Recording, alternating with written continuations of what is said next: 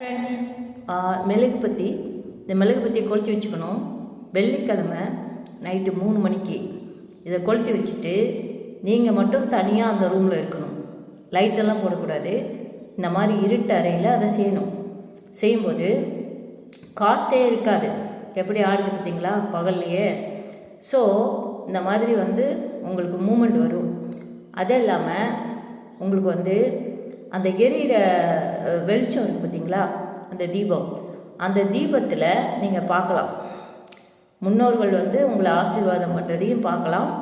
உங்களுக்கு தென் ஆத்மாக்கள் அந்த 3 மணிக்கு உங்கள்கிட்ட பேசும். அது பேச ட்ரை பண்ணும், நீங்கள் கண்டுபிடிங்க. ஓகே.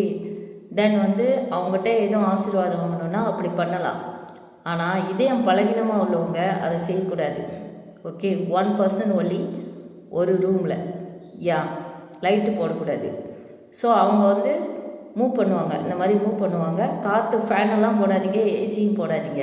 ஓகே. ஏர்கான்லாம் யூஸ் பண்ணக்கூடாது. ஓகேயா. இப்போ நீங்கள் உங்களுக்கு என்ன வேணுமோ வேண்டிக்கிட்டிங்கன்னா அவங்க உடனே செஞ்சு கொடுப்பாங்க. உடனேனா ஒரு 1 வீக்கோ இல்லை 1 மந்த்லேயோ செஞ்சு கொடுப்பாங்க. ஆனால் ஹார்ட் ப்ராப்ளம் உள்ளவங்க இதை செய்யாதீங்க. 1 மணி நேரம் நீங்கள் அந்த ரூமில் இருக்கணும். அந்த 1 மணி நேரமும் நீங்கள் அந்த எரியிற அந்த தீபத்தை பார்த்துக்கிட்டே இருக்கணும். அந்த நெருப்பை பார்த்துக்கிட்டே இருக்கணும்.